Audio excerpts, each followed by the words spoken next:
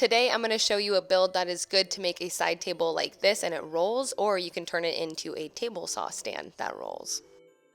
I'm definitely inspired after creating this to make this a side table, but I did need a rolling stand at table saw station because I did not have a stand, it broke. I'm going to be using a handsaw and a power drill, and then I bought a 4x4x8 and then got some scrap wood from a pallet that I had. I've deconstructed them before. I will link a video down below so you can see that full how-to.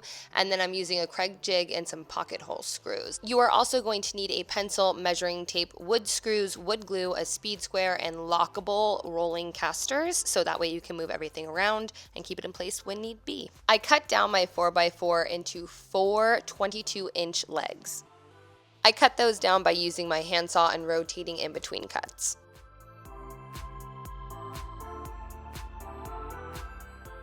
When I got those all cut down, I went ahead and stood them up on my workshop table and kind of shimmied them apart to the distance I needed them to be to host the table saw on top of it. That ended up being 14 inches in between each post, so I went ahead and cut down another 2x4 to 8 14-inch pieces.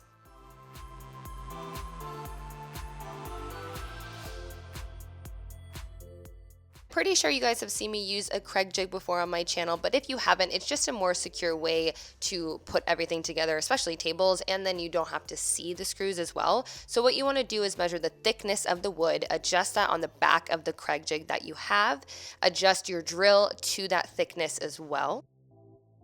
On your 14-inch support pieces, you're going to just shimmy that Kreg jig onto the end and clamp it down. Don't use the clamp that you see here. I had to switch it out for a heavy duty one after this, and then just drill all the way in the provided holes.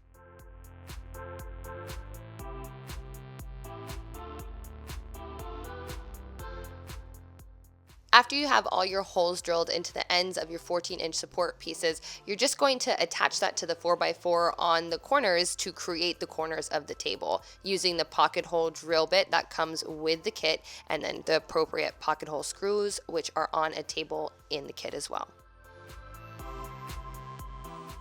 So you want to repeat that with 4 pieces to the top of the table, but you also want to repeat that to the 4 pieces on the bottom of the studs for the bottom of the table. I like this as is, just as a basic frame, and I started to realize that this could easily be turned into a side table. You don't need to add the wheels to it. You can add just one sheet of plywood, but I used some scrap wood to make the top of the table and that bottom shelf.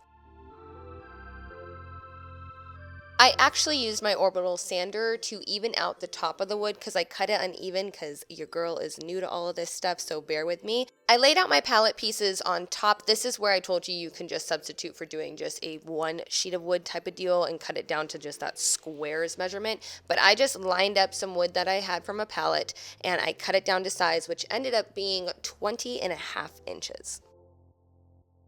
Obviously, the wood choice that I made here is not the wood choice you need to make. You can sand it down, paint it, get plywood, get whatever type of material you want to put on top of the table. But this is when I also step back and realize, like, hey, this wouldn't be bad in our backyard as a side table for our couches. And it got me thinking, like, should I just stop here? But I really needed a table saw stand, so I'm also going to show you how I'm flipping this into that.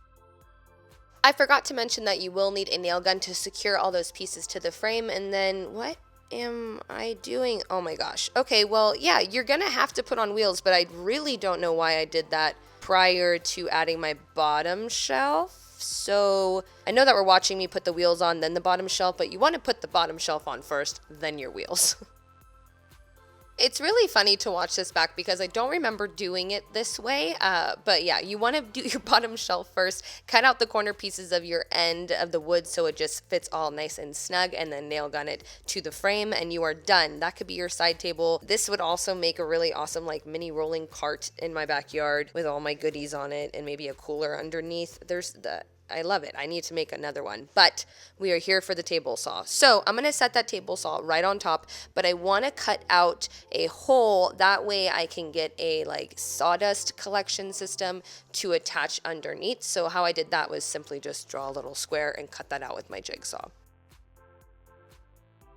Once again, I am forgetting to mention tools. I'm sorry, I keep forgetting that I did this in this project. I just drilled holes directly through the pieces so I can insert my jigsaw and just smoothly run it across those lines, and then I sanded the insides to make sure it was nice and smooth. And then I just secured the table saw directly to the table by drilling through those holes into the frame.